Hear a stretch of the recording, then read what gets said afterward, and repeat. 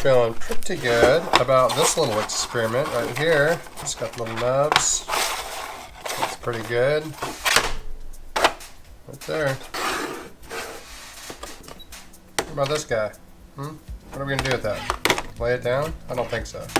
I'm told there's some fancy way of mapping in a shape into a 3D model, but I don't have any of that equipment. So we're gonna do it the old-fashioned way, take a few measurements. With my sketch in hand, I can jump to Fusion 360, put a rectangle on here, type in the dimensions. Getting the ellipse was a lot trickier. It took me a little while to learn how to find the center point, but just drawing a diagonal construction line made it pretty easy. Then I could click circle, ellipse.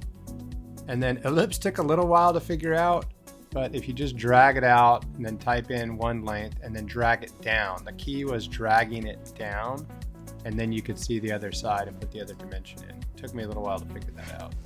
Once you have that, just click E for extrude, finish your sketch, hit E for extrude, and up it comes. It's amazing, I love it. So that looked like a kind of a harsh edge, and so you can use this fillet tool.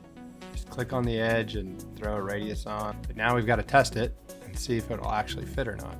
Up to this point, I've mostly been printing thin-walled organizers, and you'll notice this is really thick. So with the default settings, this would have taken about 3 hours and $1.70 to print. So there's a sparse infill density. The default was 15%. I reduced it to 5%. And there's an infill pattern that I changed from grid to lightning. So per the settings, that was a 42% reduction in the amount of time it would take to print and a 50% reduction in the cost. But will it work? At 5% infill density, I expected to see something. This thing looks hollow.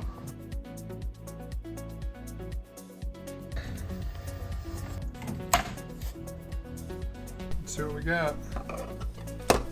Hey! Awesome. That's a win. If you like solving problems with 3D printing, this next video is definitely for you.